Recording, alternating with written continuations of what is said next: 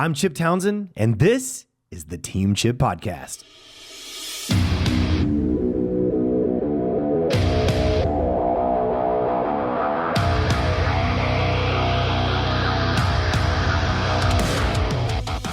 Coming up on today's episode.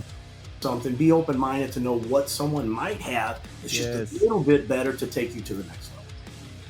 And when we don't think we have the answer, we think we're failing ourselves. We think we're failing them. Yeah, and I think the maturity part for me in that was to realize there's nothing I can do to change this person's mind. Yes, sir. Yes, sir. But I can listen to their words and change me.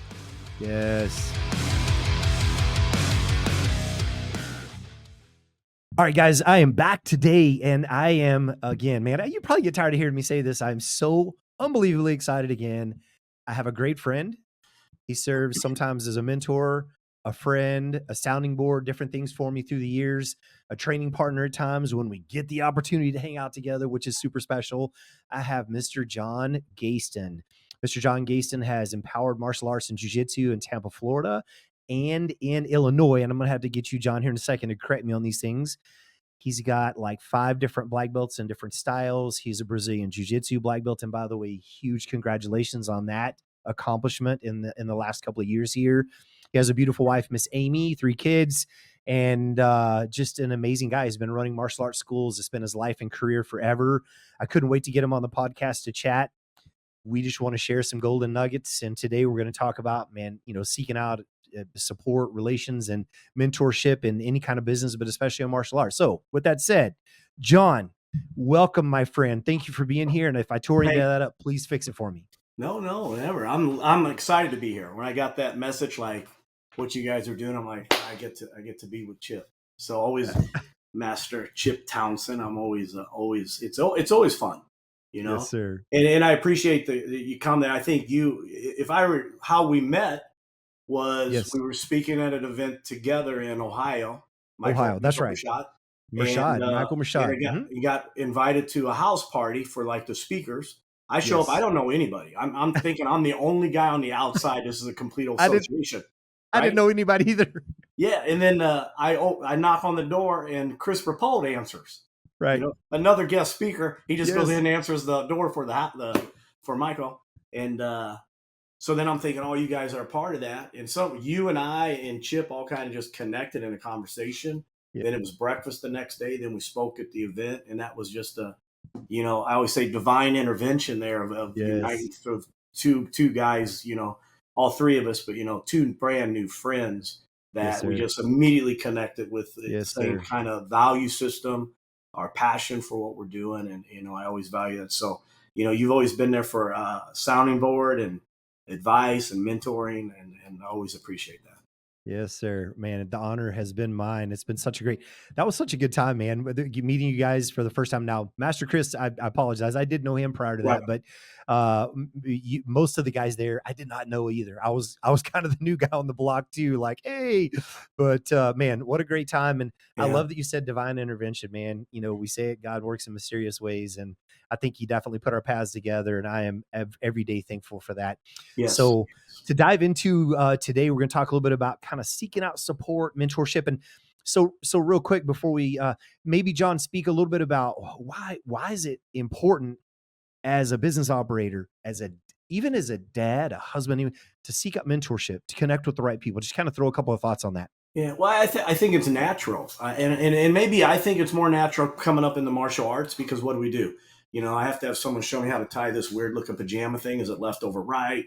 Am I tying my belt like a bow, or is it like, Yes. And then how do I put my feet together, bow? So all the way we've been taught. And I think, why are we doing that? Well, we're seeking someone to teach us martial arts. We're teaching someone to teach us structure, the understanding of it, how to do it, how we can learn how to do self-defense. So I think it's natural for us as martial artists, like, hey, this person is he's got 200 students and he never loses anybody. I want to go see what he's doing on retention. Yes. So I always say sometimes we don't know what we don't know. Yes. And then if we see someone that's doing something, how can we connect with them? And I think most people is who are successful want to share. they want to share with you. They're willing to talk about it. And Yes. it's Yep. because it's passion. People who are, Absolutely. and everyone wants to talk about their passion. So I just think it's important because I think we can all get on our own little island. We should never think that we have to have the answer for everything. Even if we're right and we know that we understand it, there might be just a detail. Just the Yes. jujitsu alone. Yes. Isn't it amazing that we think we know? So I'm fairly good. One of my good positions at this age, when I'm older, is Yes, sir. I know I got to get to side control and control people and flow, Yes. not just pin because I'm not a big guy. It So must be an old guy thing because I love that spot. and I go out with Professor Adeve, who's been with the Gracies before in the '80s, Right. and I just went and he taught the first 2 days in his class, and then he sat with me and explained details on side control. And the first day I'm like, I don't know side control. That's my best position, and this guy took it to another level that I'm like, I don't even know what I'm doing. So Yes. I didn't even need to seek that mentoring. That mentoring was there because of it in such. Now I come back today and I'm rolling with a guy, and all I did was try to flow and move and shut down, and Right. it changed the game. And it's just, even if you think you're good at something, be open minded to know what someone might have that's just a Yes. little bit better to take you to the next level. Somebody said something to me the other day, and it really hit me between the eyes because I don't like to think of myself this way, but I'm a little bit stupid competitive. You know what I mean? So I, I I know it's hard to imagine, but I'm a little competitive. But someone said to me something to the other day. He said that he was raised in an environment to be happy and comfortable, to not be the best in the room at something. And I thought, that's kind of deep. It's kind of deep. You have to put your guard down, put your ego at the door, which, you probably do the same. Take Have your to. shoes off, put your problems and your ego and your day in your shoes, bow and come on the mat as a fresh, slate. Right. And so I think, you said some really powerful stuff, being willing to put your guard down and not be the best in the Yes. room and let someone else take the lead. So that is so, so powerful. And you said something else too. You said, uh, have the courage to ask because, Yes. like I've reached out to you and said, hey, John, what do you think about this? And you're like, oh man, Chip, you got a few minutes. Let's talk about it. Boom, boom, boom, boom. And you lay out what you're doing and have you I've never had a younger person, especially, not that I'm much younger than you if I am, but I've never had a younger person come to me and ask me a question that I felt like, "Oh gosh, no, I don't have time for you." You're always kind of excited, right? So I just Yeah. wanted to speak that out like you had said. Uh, be confident to go ask someone who's a little further down the road because Yeah. actually they're probably gonna be happy you asked and be excited because they're Yeah. passionate, right? Yeah. And that one little information literally can take you to another level. They want to share it and be open minded to do, because it literally might be the thing that's the next level for you. Absolutely. So I wanted to touch on something else you said, isolated. I think one of my passions behind the podcast and behind my growth in the last probably 15 or so years, 20-ish years of opening my mind, putting my guard down, looking out there and not reinventing the wheel is being isolated. You mentioned isolation earlier, and like your Illinois school, we were just talking about, we kind of have this little school in a small town on a little Mhm. island, for lack of better words, that's not connected to anything else. And when you're isolated like that, it can feel very challenging to find mentors and find help. You know what I Yes. mean? Yeah. And I wanted to kind of point that out. I think isolation can be a big problem. And if we think about it from a business perspective with our martial arts school, if I'm isolated, I keep doing what I've been doing, I get into a rut, my retention drops, my excitement drops, my passion can drop sometimes. So can you kind of Sure. speak into that a little bit? Yeah, no, I think there's yes, we do. And I think sometimes when we put this burden, and I think it's hard in our position because we're the guy that has the answer for all our students. And when we don't think we have the answer, we think we're failing ourselves. We think we're Right. failing them. Yes. And then we don't, like, man, I don't, so and so says John Geyston's successful. I'm doing this. I am, but right now I'm struggling. If I go to this group and tell them I'm struggling, they're going to think less of me. That's not I know true. I've been Mhm. there. I Yeah. know I've been there. And Right. and I can remember, I get a perfect example. Sometimes it's like, man, I got my staff just left me and he said this about me and this about me. And even if, some of that's emotion maybe, Right. and but then I'm always like, is there 1% of truth in there? Yes. You know, like he said, I've never listened. Wow. Okay. I have to own that one. Even if that's 1% true, Yes. I got to Yes. own that. What can I do to improve it? So rather than feeling like attacked, and then you call someone. I remember calling you because I was really beat up when I lost a staff member that attacked me Yes, on sir. social media. Yes, sir. And I'm I calling you remember and I those called Chris. conversations. Yes. Yeah. And I mean, I felt like, man, I did a lot for this guy. This Right. guy looked in private conversation. He told me I changed his life. He told me this. And now he's on social media saying a total opposite. But it Right. wasn't me. It wasn't me. He was Right. failing and he was attacking me and it was his. But then I'm like, okay, is there anything in there that might be 1% true to own? And I Right. remember calling you and you were like, hey, so and so's going through a similar thing. I got this so and so up here. And then I Right. felt better because I realized I'm not It's alone. not just me. I'm not alone. You know, even the Yes. guys that, because every successful person, there's a struggle and a challenge in their way. They're just not magnifying it, Right. Right. moving past it. But you know, Absolutely. so when I say isolate, sometimes we feel like we're short, we have a shortcoming. And it's nice even on the negative, and I don't want to say negative side, but one like this person made me better. This person made me understand, hey man, we're all struggling with that same thing. Yes. You know? Well, I want to, kind of back up to something that you said there. You're talking about, there's kind of a 1% truth there, or commonly there is, like, Right, right. someone, that's what makes a lie so powerful. There's a little touch of truth in that lie, 100%. right?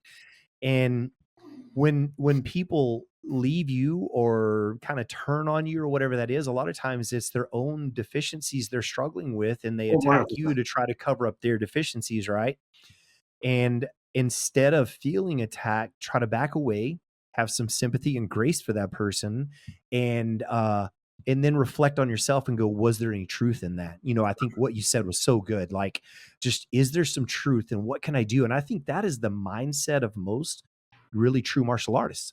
We're always looking for, it gets cliche, but that 1% improvement we can make. What is Yeah, something I yeah. can do a little better? How can I tighten that technique or polish this or improve that? So, man, that is just Getting out of your own four walls to know that there's a difference.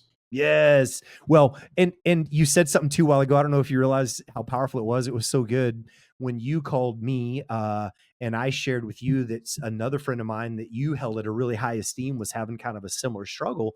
All of a sudden, you just kind of went, "Oh gosh, I'm not abnormal. I'm normal. I'm human, Yes. and Right, I'm right. having a struggle, and it's okay, and I'm Yes. going to get past it. This too shall pass." But something else I wanted to throw in here is, in the Bible, in the book of Ecclesiastes, it says there is nothing new on this earth. That our predecessors have been through all of these things. Now, Yes. they may not have the technology, but they've been through the same struggle. So there's really nothing new. And when we can wrap our mind around that, I think it's really powerful because there's really nothing new to fear either. You know what I mean? We get this false expectation appearing real in our head, and Yes. it can Yes. make us an absolute mess. So, man, Yeah. thanks for being transparent and sharing that. But that was such a good nugget. Instead of being attacked, give that person some grace. I even kind of feel sorry for them sometimes now. I Sure. used to get Sure. mad at them, and now I kind of feel sorry for them. But I do try to look at myself and go, okay, was there some truth to that? What did I do wrong in that situation, and how could I Yeah. not let that happen again? Yeah. And I So, think the maturity part for me in that was to realize there's nothing I can do to change this person's mind, yes, sir. Yes, sir. but I can listen to their words and change me. Yes, yes. Because that's the only person that can get changed out of this is me. I can either accept Absolutely. some of and then just the 1%. Because Yes. 99% of it was off, 99% of it was made Right. up, 99% of it was hate. Right. But and it does, it's like, oh, well, he knows if we spar, he's mine. Showing that multiple times. I should go, and that's wrong. That's Wrong. Yes. there's nothing wins out of it, you know?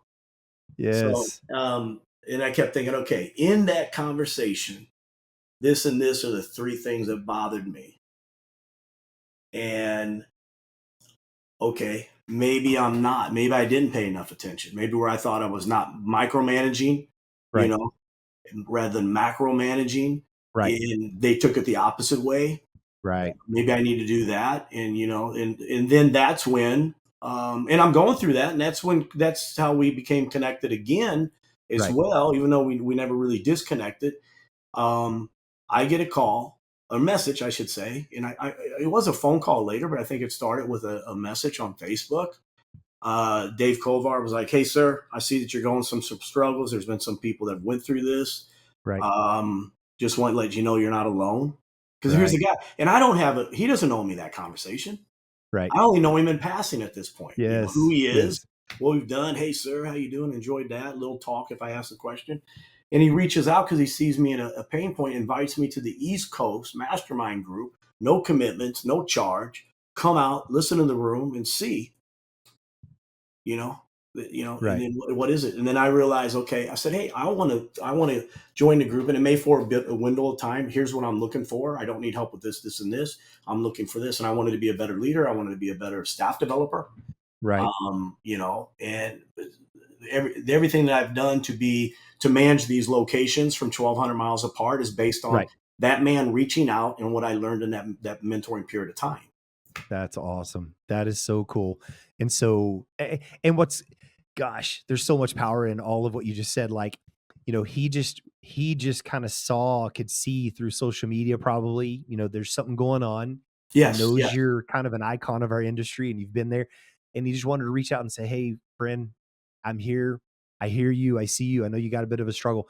Now, how cool was that? I mean, I so tell, much, right? yeah, I tell my team all the time, if you're walking past somebody and you have the urge to say something to them, Right, right. as long as it's not one of those negative, intrusive thoughts we kind of laugh about, but like "Hey, that guy looks really sharp today," or "That kid's hair is really awesome," or "Like the way, they're doing X," say it.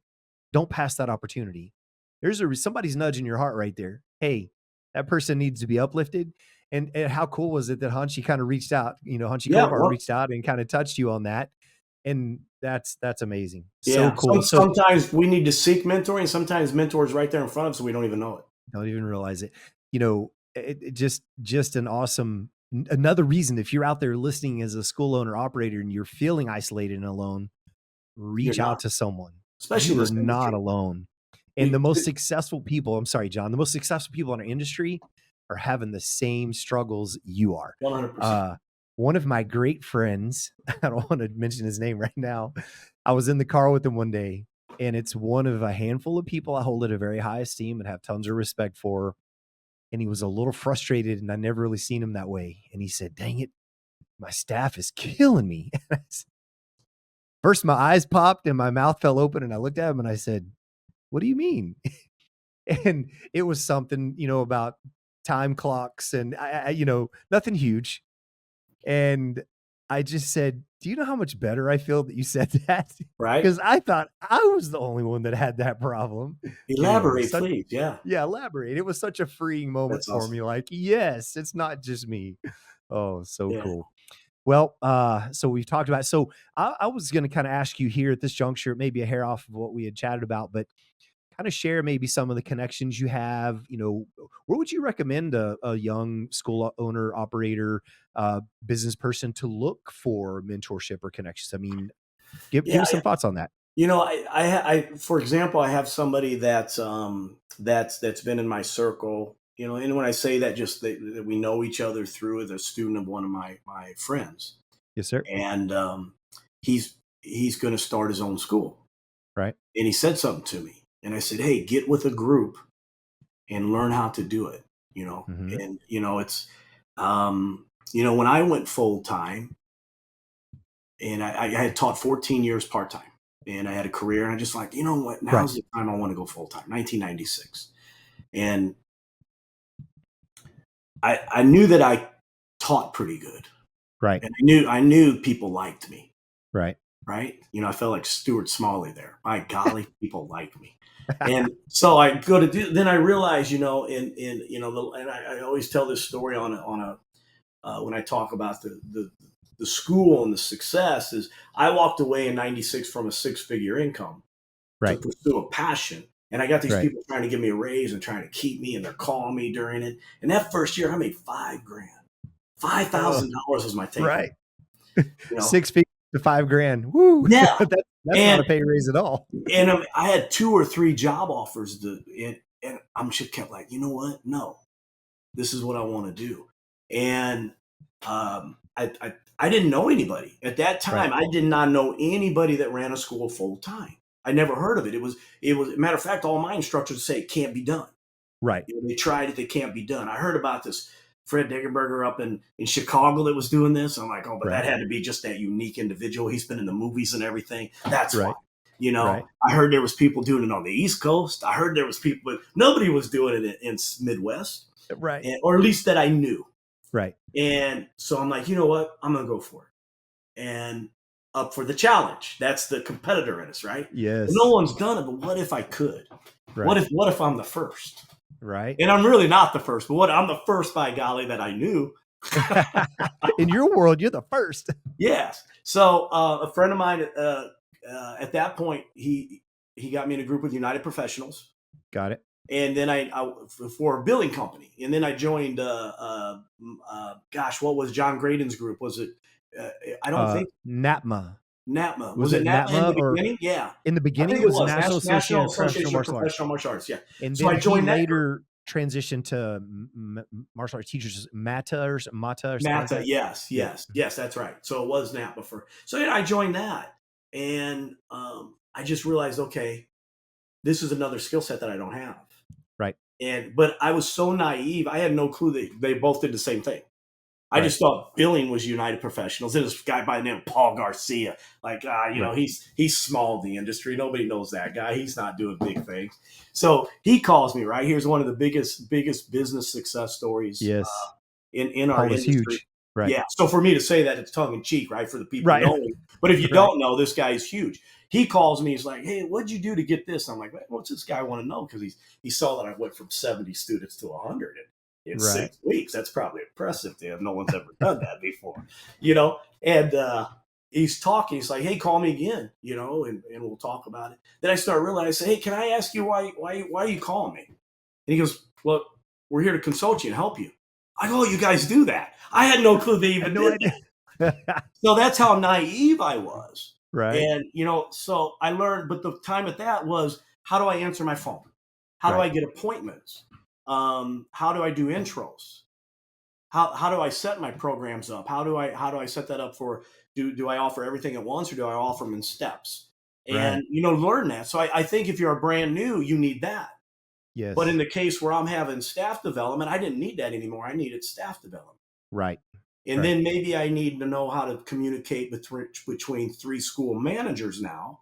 Yes. Now, if I'm doing really well, maybe I need a financial advisor, a good CPA that I pay more for. And then can that person show me how to invest so I have a retirement like the rest of corporate America? Yes, sir. Hey, health insurance would be great too. So I think there's so many different levels for a school owner.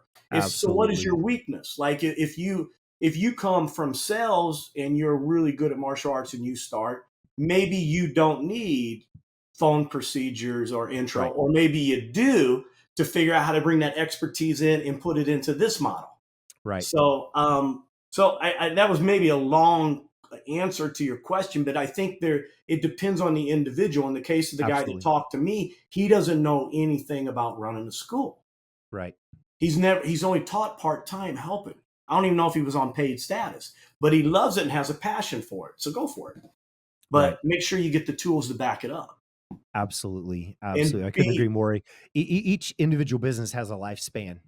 Where are you in the lifespan of your school? Are you in the beginning? Are you at location number 2? Are you at a point needing to not be the guy that does everything and needs a staff? There's so many moving parts to that, and it's very powerful. So, and there's so many good groups out there you can connect with now too that can help. So many. And that wasn't offered back then. I think United Professionals and NAPA, literally, in EFC, I think those might have been the 3 things available in the 90s.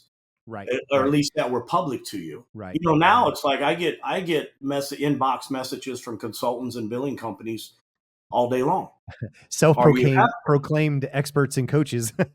Yes. There's a lot of that too. Yes, 100%. I think there's more out there, but you got to be careful. And I want to know, like, hey, Master Chip, who taught you to do intros? Who would you recommend for me to seek out? Absolutely. And then again, we're going to say, hey, I think the best person for that would be this person. I think the best person for that is this person. Well, Um, I think we've almost circled back to the idea that if you're feeling alone, you just have to proactively ask. You got to yeah, ask questions, man. The person asking the questions leads the conversation. The person asking the questions is growing. The person, you know what I mean? And I think as men, sometimes we get hung up on, I don't want to ask. I don't want to look silly. I don't want to look like I'm not a leader. I'm not strong. But yes, another strong leader, if I ask you questions, John, I think in your mind, you don't look down on me for the question. You actually look up to me thinking, cool, he's willing to ask, right? yeah, Like it's not what we think in our head. So yeah, yeah. that is so cool.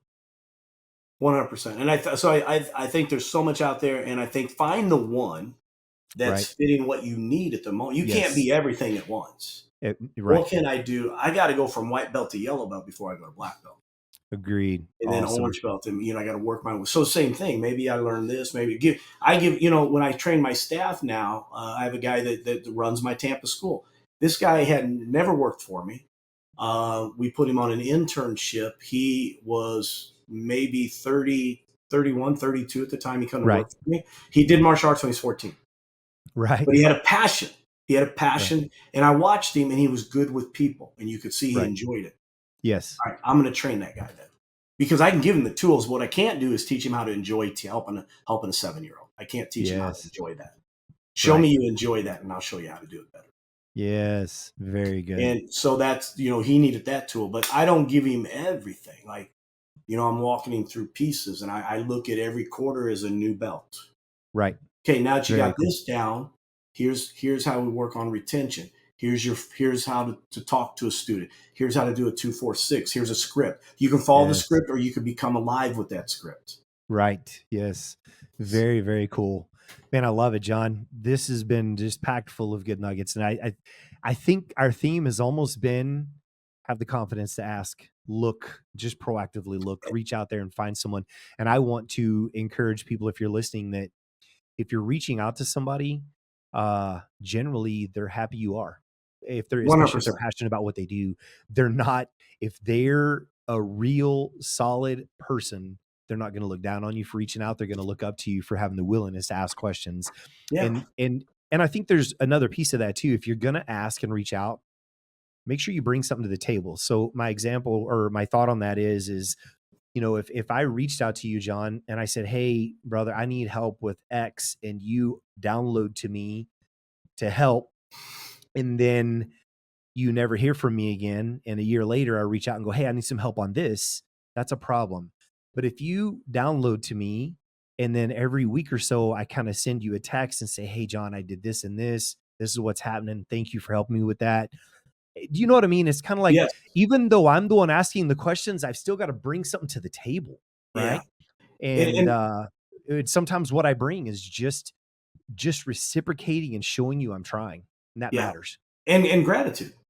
Be Yes, appreciative that yes, someone get and I was told one day when I was teaching this. Now I'm going to tie this back into jujitsu. I'm teaching. I'm like, oh, I'm sitting in a car one with Hoist, and Hoist said, I did not beat nobody, man. I put them in position, and I let them choose how they wanted to lose.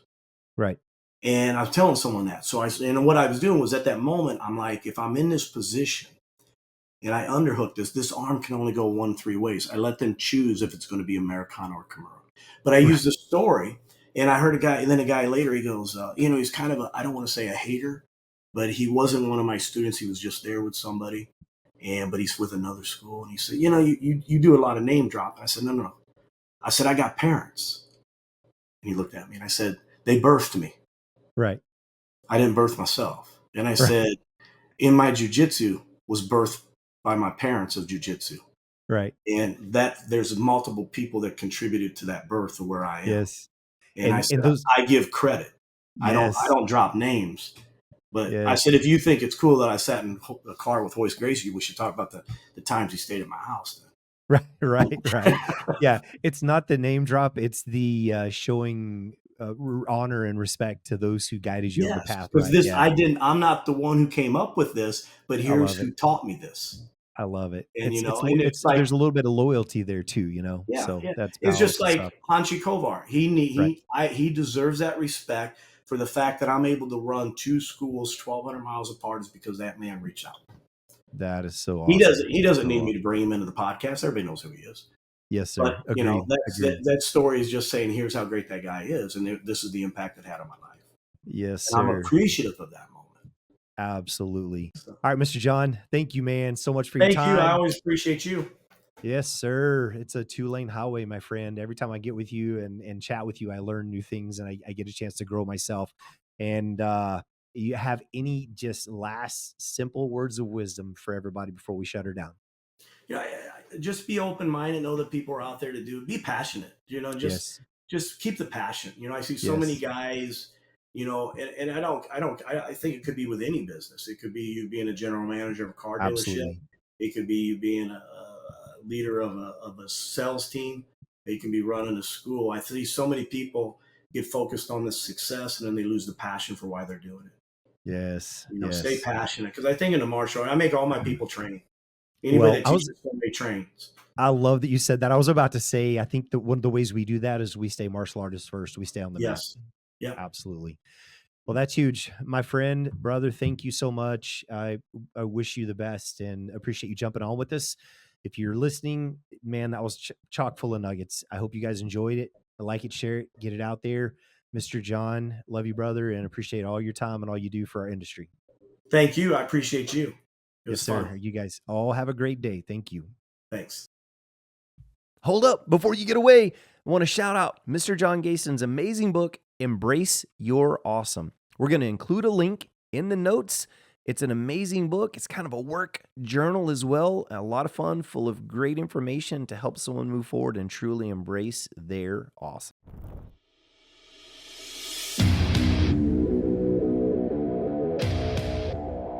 Thank you for tuning into the Team Chip Podcast. If you enjoyed today's episode, don't forget, subscribe, share, and or leave a review because we need you. We appreciate you so much. And without you, we can't make this happen. Remember, consistency is the key to success. So go out there and never be outworked.